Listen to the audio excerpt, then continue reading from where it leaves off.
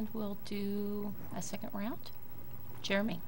Yes, I was wondering, what changes do you hope to effect with your new position if elected? I personally want to, aside from more participation and communication, I want us to sort of change Prince George's Community College altogether as a whole. Yes, this college is amazing. This is a wonderful facility.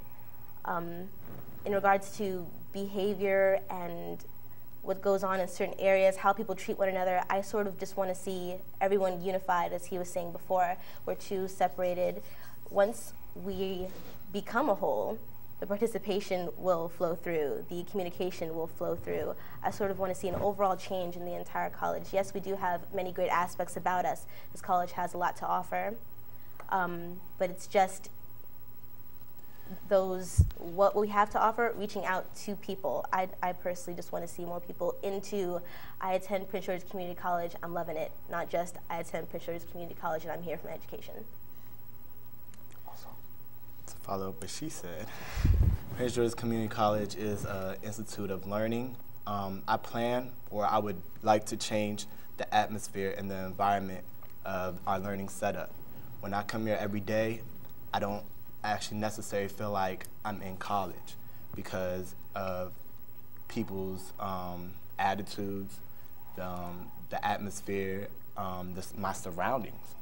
What I'm surrounded by, it doesn't feel like I'm going to a real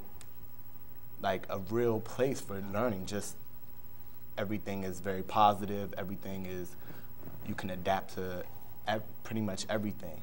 What I want to change is the atmosphere and our environment, how all of the students approach their education. Okay, next question. Sure. Neil. So as you well know, whoever is the president will be the face of the student body here at Prince George's Community College. So as the face of the college, and as you both wish to open up the doors of communication, in what ways will you communicate with the student body? Well, an idea that I had proposed during the last town hall meeting was our forms of advertisement. Yes, we do have loads of flyers around. College Life Services provides an entire table full of pamphlets for upcoming events. But I was thinking that if possible, we should use the college's TV stream for advertisement as well as the news, because while we have CNN playing, there is valid information on the side of the TV screens. I think that probably 2 hours could probably be devoted to the news, and the next 2 hours, upcoming events on campus. We can make it fun, make it colorful, make it so people stop and actually want to watch the televisions, other than, oh, they're just showing the same thing that they showed yesterday. I know where to register. I know where the financial aid office is. I know when this due date is. Well, in regards to the flyers, personally, and when I did speak with other students, and I told them the student governance board, the elections are coming up. They said, how do you know that? I said, the flyers, didn't you see them? I saw a flyer with just SGB and then a bunch of shoes. Now, I said, why didn't you stop to just read it and see, what it was all about? Well, it didn't really draw me in. It didn't really attract me. So I'm thinking to myself, all right, the karaoke flyers were attracting. They were colorful. It makes you want to stop and read it. So our form of advertisement, I would really like to see that changed. That way, another form of communication. That way, okay, I see the president's face. I want to go read what it is she has to say. I see these colors. I want to go read what it is. And I've spoken with a few students, and they have had a couple of wonderful ideas of how to attract students to a paper on a wall. Okay, Solomon. To be honest with you, since I've been here, I've never actually heard about the SGB.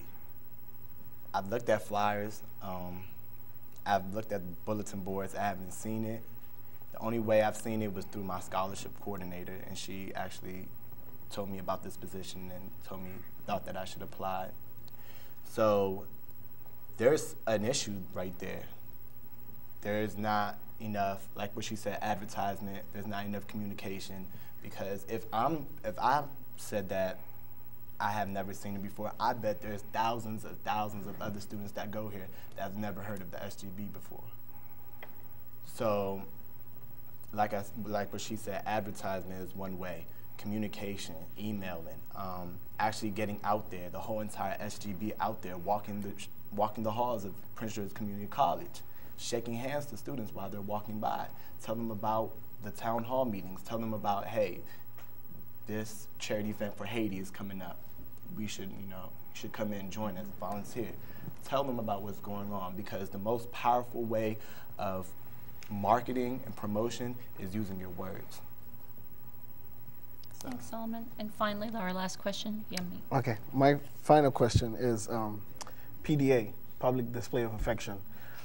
Recently, our newspaper put up, matter of fact, the last one they put out was the second one, talking about public display of affection, and if there's a policy in place, where should the line be drawn, things like that.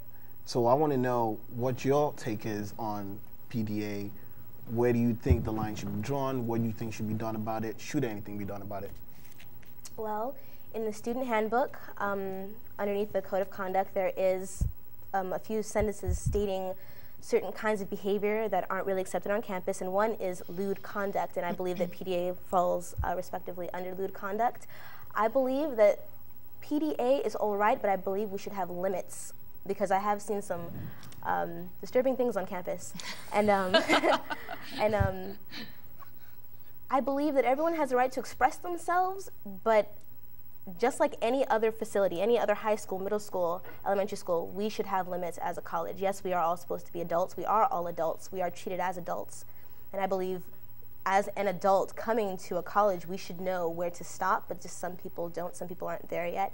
And unfortunately, we'll have to hinder everybody as a whole, but I just believe there should be limits.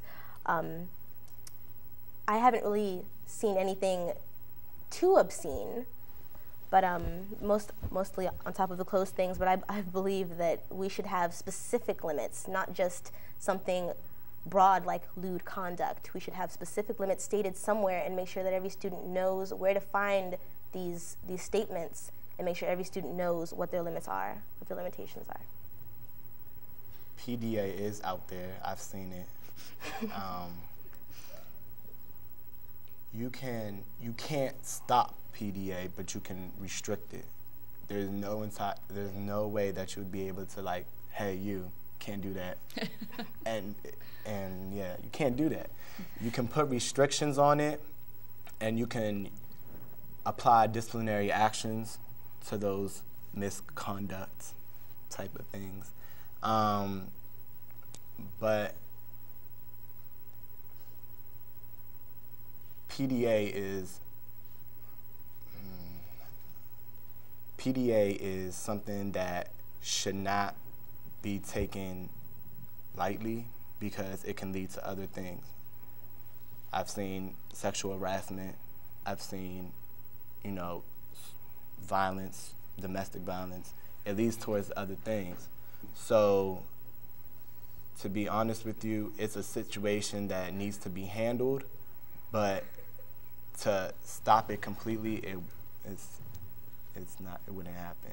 But you could definitely put restrictions on it, and definitely, like what she said about the handbook, you can definitely apply those regulations in the handbook to, the PDA, the whole entire persona of the PDA.